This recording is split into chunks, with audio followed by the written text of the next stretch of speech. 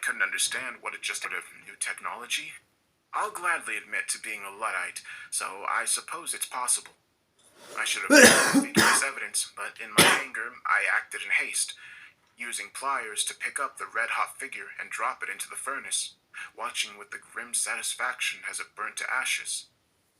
It's bedtime now, but I'm still angry and confused, so I doubt I'll get much sleep tonight. In any case, I will return to Mossville first thing in the morning. I pray this ugly incident is a one-off and I can put it behind me. July 11th, 2001. The intruders returned during the night. It was naive for me to think they wouldn't. I'm angry, but also deeply unsettled. Let me try to explain what happened. I arrived at Mossville shortly after dawn and went to work on the church reconstruction. At first, it didn't seem like there was any additional damage, but then I noticed several of the villagers were missing. The pub landlord, the school mistress, the fireman, the nurse, and the mayor were all gone. I searched frantically for my little people, hoping against hope that I'd simply misplaced them. I couldn't find their bodies, but I did find the heads. Yes, I can hardly believe I'm writing this, but that's what I found. 5 tiny severed heads, all carefully impaled on the railings in front of the town hall, forming a sick and macabre display. I could hardly believe my eyes. I was horrified, disgusted, and also amazed. The amount of effort it must have taken to remove the heads from the 1-inch models and mount them to railings only millimeters thick, it almost defied belief. I struggled to breathe as I surveyed the scene, but then I saw it. The Grim Reaper miniature, that hateful figure. It was just standing there in the middle of Main Street. It was as if it was mocking me. It couldn't possibly be the same model from the previous day. I'd watched it burn, for God's sake. I stared at the Reaper for a moment before realizing that whoever was doing this must have made several copies of the figurine to mess with my head. I felt paranoid in that moment, scanning the horizon as I imagined my tormentor was watching me from afar. I soon reassured myself, however. I felt sure the vandal was too much of a coward to show his face during daylight. He would surely return under the cover of darkness, but next time, I'd be waiting for him. In a fit of rage, I stomped the Grim Reaper under my boot, crushing it into little pieces. Enough was enough. Tonight I will stand guard right here and catch the bastard in the act. He's going to regret ever messing with me. July 12th, 2001. What if it's not human? I'm in hell. Is this real? I don't understand, and I'm so scared. I fell asleep at some point during the night, lying on the grass beside my precious village. It wasn't my intention to do so, but I was so tired. When I awoke, I instantly realized something wasn't right. It seems like a nightmare, but somehow it's real. The grass I'd slept upon was now as tall as I was. I stared at the blades in astonishment, and then at the mud beneath my feet. In confusion, I staggered forwards, pushing my way through the tall grass and hoping in vain that there was some kind of logical explanation. I saw a dandelion twice my size and almost had a heart attack, but this was only the start of it. As I trudged through the mud, I saw the dirt in front of me move as if something huge emerged from beneath the ground. I stepped back, recoiling in horror as I watched a massive, slimy, snake-like beast burrow its way up from the surface and slither out from the hole it had created. It took me a moment to realize what I was seeing, as its pink, segmented form wiggled out into the open. It was an earthworm, but grown to immense size, an impossible size, easily as long as I was high, and with a body as thick as my thigh. I stood there, paralyzed in fear, as I watched the beast blindly slithering towards me. But a moment later, a huge shadow appeared above my head, a massive form which dwarfed both me and the worm. There was an almighty squawk, a high-pitched din that almost deafened me. A second later, and the huge winged beast dived down, reaching out with its mighty talons. I watched on in horror as the creature rapidly impaled the earthworm with its sharp talons before it secured it within a mighty beak. The winged beast squawked again as it flapped its vast wings and descended back into the blue skies. I looked up as my unlikely savior flew away. and once again astonished to recognize the black, brown, and white feathers on the monster bird, which I recognized was nothing more than a common garden sparrow. I broke in that moment, still not understanding, but knowing I was in grave danger. I sprinted for so long, cutting my way through the tall blades of grass and the giant wildflowers. Eventually, I reached the edge of the grass and found myself walking on hard concrete. I stopped and looked ahead, and then I saw it, Mossville, my miniature village. Except it wasn't miniature anymore. The scale was 1-to-1. The was town hall real. towered above me, and the wrecked church stood in front of me. The villagers were equal to my own height. My tired brain struggled to comprehend the terrifying implications, and the answer was as obvious as it was impossible. Mossville hadn't magically grown to full size overnight, but instead, I had been shrunk. Inexplicably, I was now a mere inch tall. Potential prey to insects and small birds, and with nothing but the clothes on my back and the diary I carried with me, which has also been shrunken to a proportionally small size. What's more, I was trapped in my own creation, a resident of my miniature village and entirely cut off from the real world. I tried to control my panic as I slowly walked along Main Street that I had so carefully built and maintained over all these years. I was certainly frightened by this inexplicable development, but also exhilarated at seeing my beloved Mossville in a way I'd never thought possible in my wildest dreams. But my boyish fantasies didn't last, as soon I had a new threat to deal with. I heard a familiar sound, a foul hissing amplified 100-fold. When I looked up, I saw the beast, a leviathan to me in my reduced form.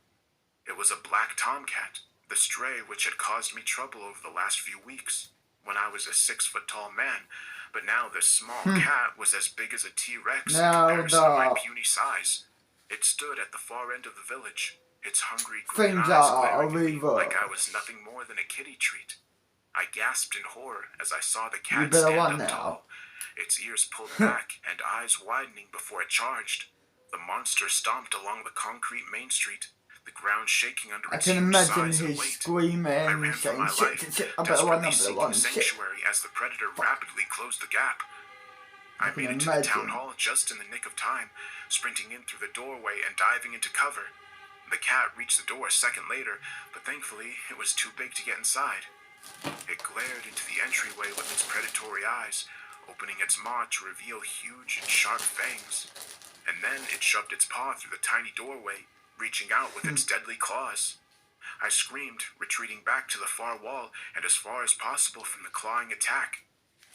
Fortunately, I was just out of reach of the predator, and so remained relatively safe inside the structure. The cat continued its attempt to break in, but thankfully without success. I hoped it would give up and seek alternative prey, but instead, the beast lay down on the main street, glaring at the town hall as it patiently waited for me to come out. It's as if the cat has a personal vendetta against me and won't give up until I'm in its belly. I remain trapped inside the I town mean, hall as I no write wonder. this, without food, water, or any prospect of rescue. I'm alone and scared, and I don't know how I'll get out of this in one piece. July 12th, 2001, evening. I heard a high-pitched meow before the beast sped off at top speed, shaking the ground beneath its paws. I was relieved, but also concerned. What in the hell had scared the feline away? Was it another cat or dog, I feared? The cat left shortly after dusk. Actually, it didn't so much leave as it fled. I might be in even greater danger than before. But then again, perhaps the cat had been frightened off by a human being? Had my sister come to look for me? If so, maybe she could save me from this hellish predicament. I cowered in the town hall for several more hours before I felt brave enough to poke my head out of the door. To my relief, I saw it was all clear. The cat was nowhere in sight, but nor was anyone else. Feeling a bit bolder, I opted to explore the village under the dim light of the moon and stars. It was not a wise decision. As I cautiously walked down the main street, past the model shops and lampposts, I had the unsettling feeling that I was being watched. My throat was dry, as I hadn't drank anything in the best part of 24 hours, and so I proceeded to the stream. cupping water into my hands and slurping it up greedily.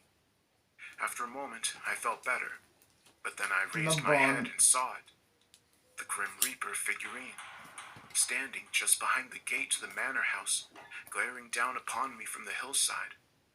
This was its third appearance, except now it was no longer a tiny model I could crush underneath my foot. The Reaper was now as tall as I was. I felt sure that this thing, whatever it was, surely it was responsible for my grim predicament, using some form of dark magic to You're the reduce one me to who this chucked tiny it in stature. the fire. I can't So you explain why, deserve but it. in that moment, a cold terror pulsated through me as I believed I was in mortal danger. Turning on my heels, I fled for my life, sprinting back to the town hall and sealing myself inside. I'm still here, cold, afraid, and hungry. I won't dare to leave my sanctuary again before dawn. I can only hope and pray that my prospects improve. July 12th, 2001. I don't know what time. My God, hell has come to my door. My own creations have turned against me. I write frantically as I don't have much time. I slept for a short spell, waking sometime in the early hours. When I went to the window, my heart froze as I witnessed my worst nightmare come to life. All my villagers were standing out there on the main street. The artisans, the school children, and all of the professions, even the 5 previously taken, minus their heads. They all stood there with menacing intent, forming a mob and facing the town hall. Those who still had their heads looked different than before. The smiles on their faces now turned into mouths and silent screams, and their once friendly eyes now narrowed in anger. At their head was my nemesis, the dreaded Grim Reaper, his scythe in his hand as he pointed the sinister weapon in my direction. And then it started. The Reaper gave the order, lowering his scythe and pointing in my direction. It was the signal. To my shock and horror, the villagers all suddenly came to life, slowly marching forward in an awkward, almost mechanical fashion. I had no doubt that they meant to do me harm. I cower inside as I scribble this note, which will surely be my final words. They are banging on the doors and windows, trying to break in. There is no escape. I hope against hope that someone will find this journal and get word to my family, to my sister, nephew, and niece. I'm so sorry that I pushed you all away. I love you all. That was my uncle's last entry, and I don't mind telling you that his final words moved me to tears. You're probably wondering how I discovered my late uncle's diary. In many ways, it was by pure chance whilst I was clearing out the site. The journal was still in its reduced size, a micro miniature book, less than 1/4 of an inch in dimension. I could well have ended up throwing it out along with all the other tiny models, but as I held it in the palm of my hand, I had a feeling which made me think of my uncle. I had to acquire specialist equipment to view the tiny book and use a powerful microscope to read my uncle's words.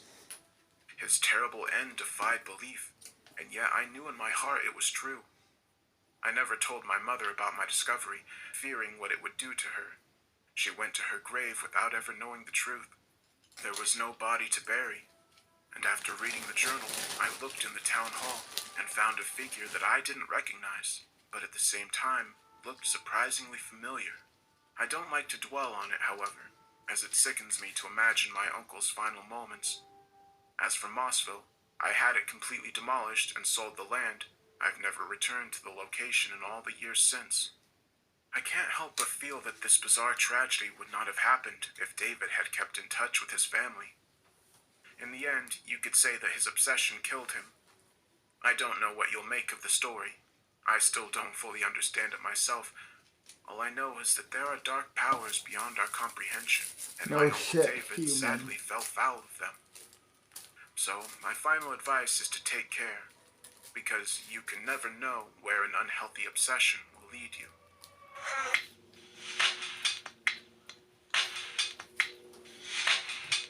So our science club has that teacher in Which our one's pocketbook this? who end up getting us perks. Anime now. This is our cafeteria, and this is our bathing room. Most of the dorm bedrooms are on this floor. 24 I thought I heard voices. Oh, nice to see you, Mr. episodes Tenchi. I'm up to Why are you now. greeting me in your underwear? You'll have to get used to it. This is what I wear around the dorm. Please But cover taking up. them Underwear? I've never seen you wearing that before. not really the problem. The lack of clothes is certainly the There's biggest issue 50 facing us at the episodes moment. to watch. Looks to me like your mind So, is somewhere yeah. else, which is why you're getting so upset. If you're saying Mr. Tenchi's mind is in the gutter, Her you're wrong. bond. He's very proper. All guys are natural wanderers, and before you know it, their hands are wandering all over you. Could we change the subject? This is getting weird. Afraid to admit that the way I look in my underwear is exciting to you?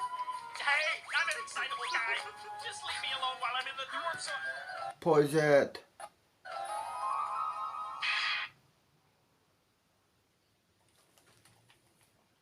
Head to bed, wake up, work, school.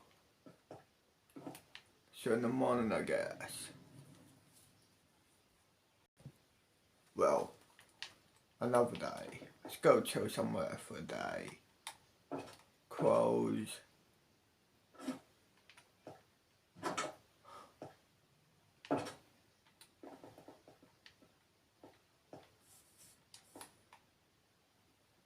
Let's go chill down here would do for the day.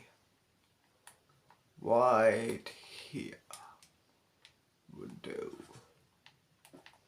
Okay? Press play.